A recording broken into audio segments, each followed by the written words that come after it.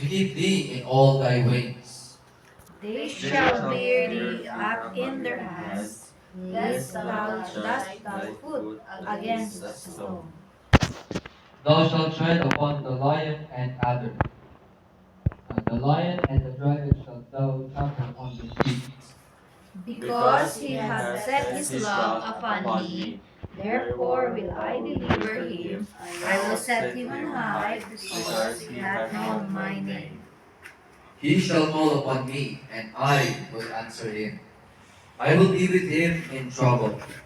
I will deliver him and honor him. With long life will I satisfy him, and show him my salvation.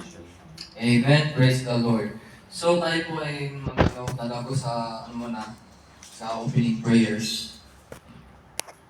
And let's bow our heads and close our eyes.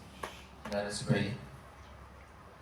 Once again, Lord, dear God and Heavenly Father, we come again this day and this afternoon.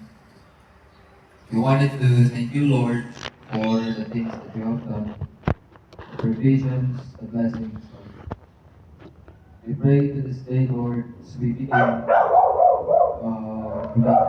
you may guide every part of the service, Lord. And to those who have not arrived yet, Lord, I pray that you take care of them, guide them on their way here.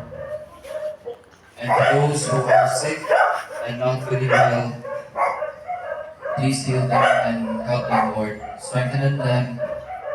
And also, Lord, this day, this afternoon, every part of the service, guide us, Lord, especially the important part, which is hearing your word.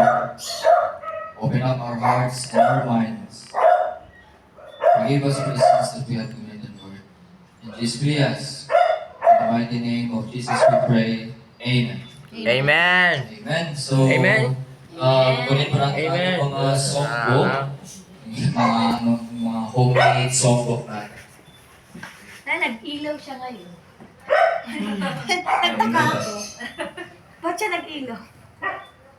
Nilagyan namin yung extension, parang sa May ano siya na ano. Ito,